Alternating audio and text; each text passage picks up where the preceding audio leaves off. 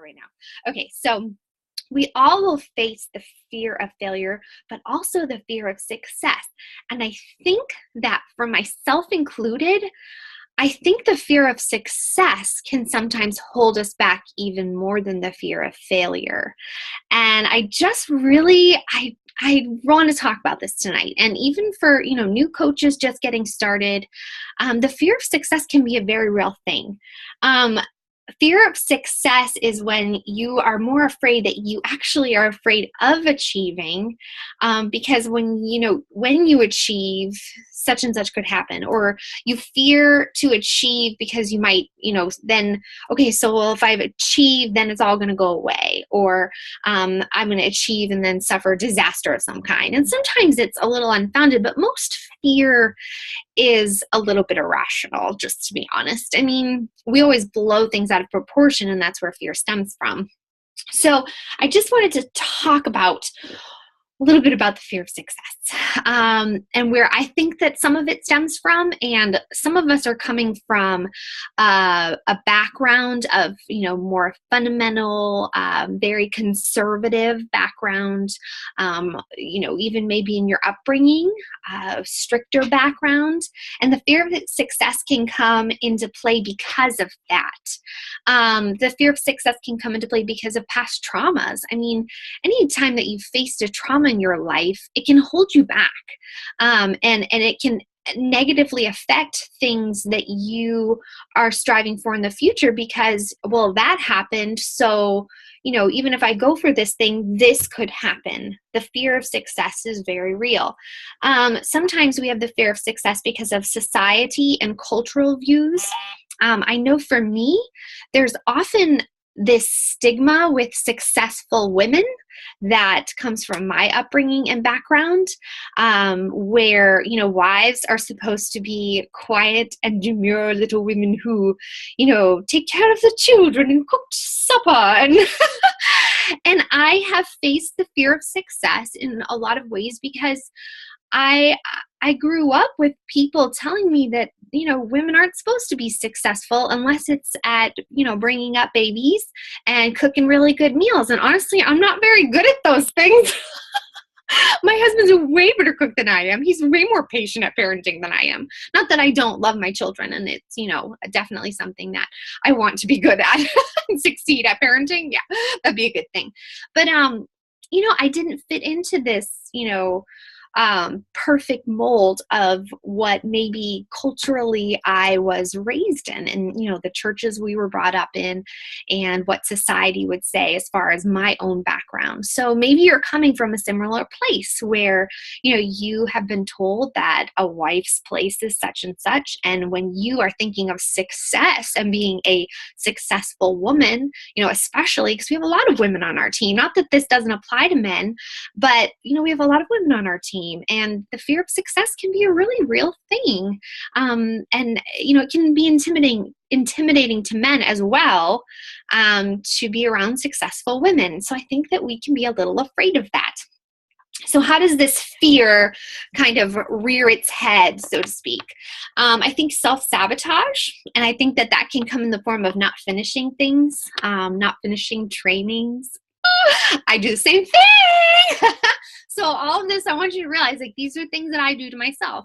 When I start to get successful, I will kind of back off a little bit, and I won't push as much, or I'll kind of say, well, I've done really well, so I'm just going to kind of float for a little bit. I don't set more goals. I think that another way that fear of success will show itself is when we start comparing ourselves or envying others. I think that we become fearful just looking at others' successes. I think it makes us diminish our own success and not want to keep going because, well, we could never be as successful as them. And, well, I could never look like her. I could never be like her. So in a way, that's really just a fear that we have when we compare ourselves to others and not recognizing, that you can be successful in your own way and according to how God has gifted you and made you. Another thing that we often do is we feel we don't deserve success. And I have seen this a lot with people I've worked with, and even people I've worked with on the weight loss journey, of maybe feeling like they don't deserve to lose the weight because of different hangups and different traumas and different things in their background. I don't deserve it. Why on earth would I ever deserve to be successful? I'm doing well right now. I've had a rough life. This is better than I deserve, or you've had different things where, you feel like you've failed, or you've let people down, or you've hurt someone, or, and you just feel, I don't deserve to be successful. We fear that others will not understand our success, and they might not even remain our friends. I think often we also fear that people will judge us if we are to become successful. And that fear of success can be a very real thing when we start getting those critical comments from people. Oh, well, you're just out to make money. And these are things I've had people say to me. Oh, you're just out to make money. Oh, you're just out to be, oh, well, look at you all perfect and, trying to eat well, and little miss, I work out all the time. And, it stems from their own insecurities, but those comments can cause us to pause and fear again that success, because, well, what are people going to say about me? How are people going to judge me? What are others going to do? Are they going to still be my friend if I am a successful person? I mean, my husband and I, even as I was finding more success in this business, he had to kind of take a step back and evaluate his own. Well, wow, you're making all these successful, leaps and bounds, but where am I in this process? I'm still kind of where I am. And he felt like, he wasn't really growing, but I was moving forward without him. So, that could cause me to fear success even more. Well, what happens if I do keep going confidently forward in this? How is that success going to affect our marriage? These are real fears and real things that are going to come up, and they're going to make you pause, and they're going to make you sabotage yourself. And maybe think about giving up, or, well, I'm okay right where I am. This is fine. This is enough. Sometimes we have the fear of succeeding when someone close to us has failed. I have a hard time with this one. I fear talking about my own success with weight loss because I know others around me are still struggling, and they haven't had the success, or they're stalled in their success, or they're sabotaging their own success. And I know that it will either cause them to feel convicted that they're not doing what they should be doing, or, just feel like, well, why am I not being as successful? And that's something that, it's hard, because then you kind of feel like, well, maybe I shouldn't be successful. If they're not successful, maybe I shouldn't be. And that fear just wells up and it holds you back. There's also, the fear, am I really making a difference? Is what I'm doing matter? Like, in the end, does it matter? And that fear of not making a difference and not mattering can hold us back. There's also like the fear of what I said before, others will judge us or condemn us. And I think the biggest fear can stem from not recognizing our own worth. You, my friend, are worth success. And you might say, whoa, you're getting all like, oh, you're worth it, inspirational speaker. But you know what? The Bible in Proverbs has so much to say about working hard and succeeding. And, it's really interesting to me. There are definitely cautions in the Bible about, riches not taking over and not being proud and haughty. But there are a lot of verses and a lot of principles in the Bible about success, and that it's not a bad thing, and that it's, of something to be valued and something to work towards, and something that is rewarded. So, rather than some false humility that we need to live a life of depravity and that somehow makes us more spiritual, I think that seeking success is not always a bad thing. And I was thinking about some examples in the Bible of successful people, especially successful women, and how, they're really put in the Bible, not perfect people, just examples. I was thinking of Ruth. I mean, she went through some hard times, but she worked and she was confident. And I'm telling you, that woman succeeded big time. And God had a plan for her, and she was willing to stick it out. I mean, she put herself out there in scary ways, but she succeeded and she was extremely successful. I use that term lightly, but I mean, really thinking about it, any outsider would look at Ruth and say, man, she was a successful woman. Look at her life and what she was able to accomplish. And obviously it was all part of God's plan, but she wasn't afraid of that success. I was thinking, oh, what did I write down? Well, I wrote down quite a few. The Proverbs 31 woman, I mean, talk about a successful woman who is not afraid of getting her hands dirty and working hard and, accomplishing great things for her family and providing for her family. I mean, sometimes when I was growing up, I would hear a lot about Proverbs 35, or 31, 35, you know what I'm saying. Proverbs woman, she was just so, you have to be this sweet little, quiet lady, whatever. She was a hard worker, man, in our terms, our today's terms, excuse me, but she was a badass. Sorry, I hear that term all the time. But really, she was strong. Jamie's laughing at me. I don't use those terms very much, so, excuse me. But you know what I mean? Seriously, she was working hard, making her arms strong, taking care of her family, making sure they were clothed and fed and all that good stuff. She was running a business and she was helping people and she was, just all these things. And I just think, man, she was an amazing, successful woman. Another person I wrote down, I wrote this all weird, Lydia. Okay, I love how Lydia, it's really not pointed out, made a big deal about in the Bible, but I love how she was known as a woman who, worked with dyes. She was a businesswoman. Okay. And she was successful. She was known in her area, and how God used her then to tell others and to, spread the gospel through her own life is incredible. And there's so many more examples of success in the Bible. And what I want to talk about is, okay, so we have this fear of success and it holds us back because we do not think that we are worthy of it. But I want to just wrap it up because I don't want to go too late because I've got 6 babies and all that crazy stuff. But what can we do? What can we do to fight against this and to grow and to have a sense of purpose for what God has for us to do? So what can we do? I think the first thing we need to do is stop and pray. And this is something that when I start getting ahead of myself in this business and then all of a sudden it feels like everything's shaky and falling apart and, I'm grasping for shiny things and rank and, all these different things, trying to, I've got to get successful. When I get overwhelmed with, this fear that kind of holds me back, I need to stop and pray. I just do. I have to. It keeps me focused. It keeps me balanced. It keeps me centered. And I really need to realize that you are not fighting God when you're seeking success.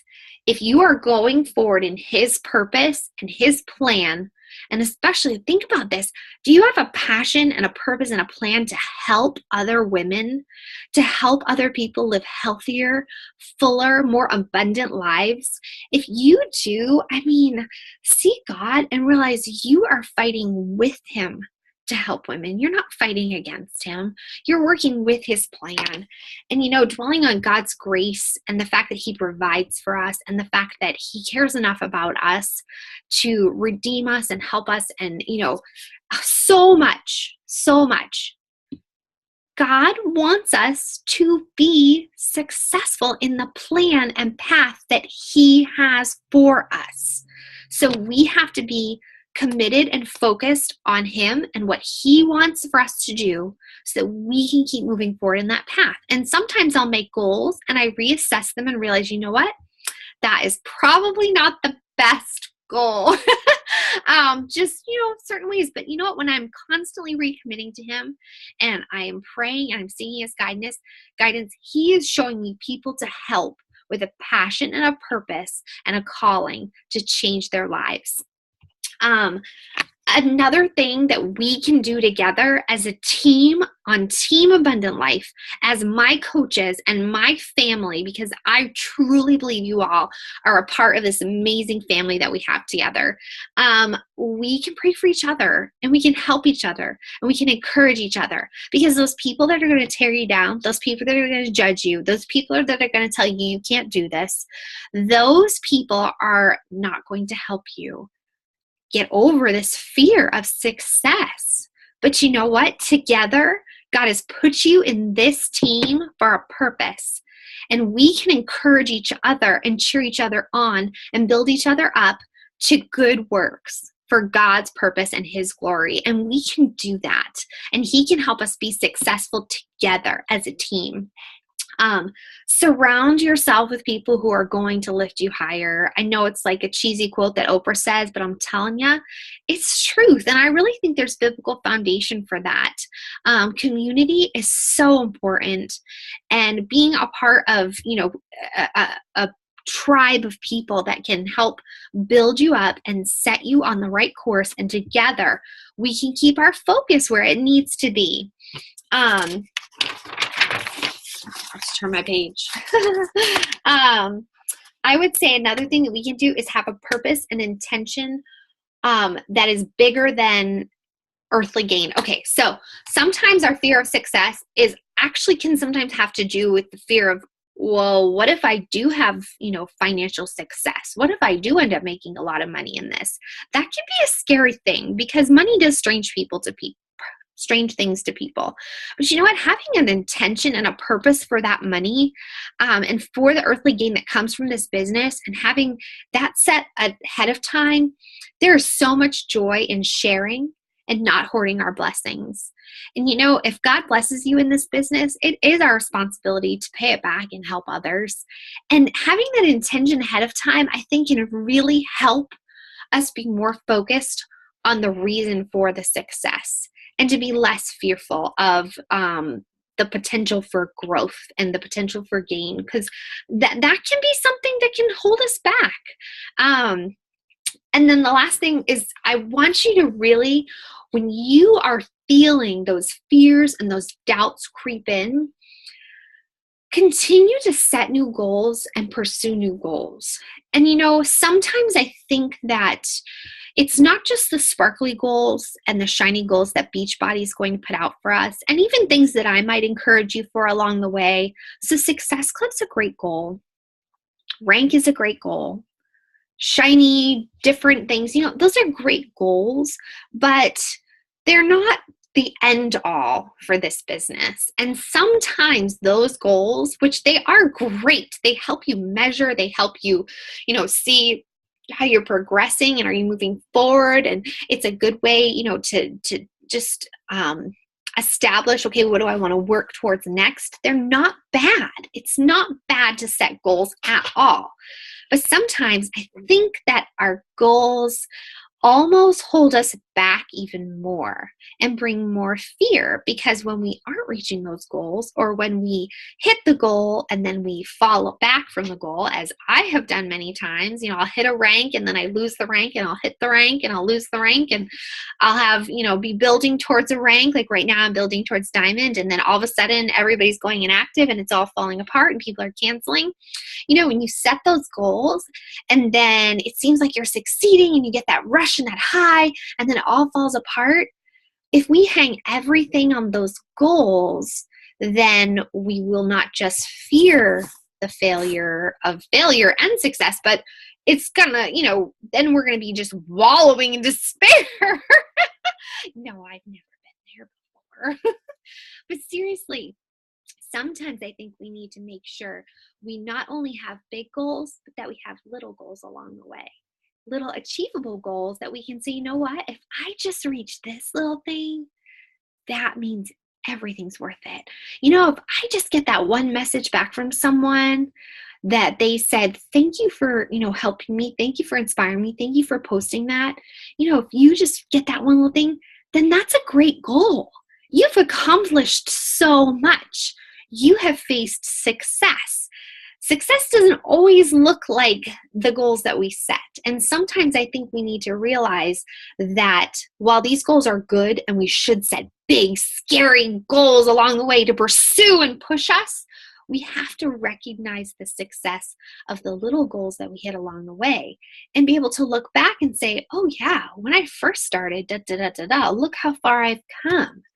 Don't forget that there are little successes along the way that you need to keep celebrating. And don't be afraid of moving forward just because you're probably going to fail again along the way. And you know what? When you succeed, disaster could come and everything could fall apart. But that doesn't mean you should be afraid to just keep going forward. Keep striving, keep making those little steps to success. And you know what? Sometimes your success is going to come and you're going to see it, and your perspective is going to change, and you're going to see that you succeeded in some way bigger ways than you ever thought or imagined, or that you were measuring. So, oh yeah, I just kind of rambled a little, but I think that sometimes we need to do what we can and what we want, and not just what others expect of us or what we think is like, well, this is the goal that I should have, because once again, we're comparing and we're envying and we're, striving for things that might not necessarily be the goal that you should have for yourself. So sometimes we do have to reevaluate. And this year I have reevaluated a little. I'm still going I want to get back to 5-star. I'd love to hit 6-star by the end of the year. But you know what? I have other goals that are more important. And they're little successes along the way. I want to see people healthier. I want to see people who are happier. I want to see people who are living more abundantly. And sometimes those are little steps along the way. Sometimes it's the 3-day refresh that you do with someone, and it's just you and her, and nobody else wanted to do it with you, but you just said, you know what, let's do this together. And that person finds success, and therefore you succeeded. You have to start recognizing the little successes along the way so that we're not as afraid of success as it comes, because we're measuring it differently. So I hope I made sense. I hope that was helpful. It's going to kick me off in a bit. I think that sometimes we hold ourselves back, and I don't think we need to do that anymore. I think we have amazing, amazing women on this team who have so much to offer the world. And you know what? You don't have to be like me. You don't have to be like her. You don't have to be like 15 superstar coach over here. You really just have to be you. And you have to influence the people who are in your sphere of people and help them any way you can. And many of you already are successful, and many of you will be successful. And don't be afraid of that. Don't sabotage yourself. Don't hold yourself back. Just open your hands and say, God, I'm here. Use me. I know that I can do this with you. And then get ready for the ride of your life, because it's just fun. It's fun. And if we can keep it fun, then I think that we've really succeeded. So there you go. That's all I got for you. Yeah. It's just quiet because everybody's muted. Oh, and I can see faces again. All right. Well, I'm going to stop recording this.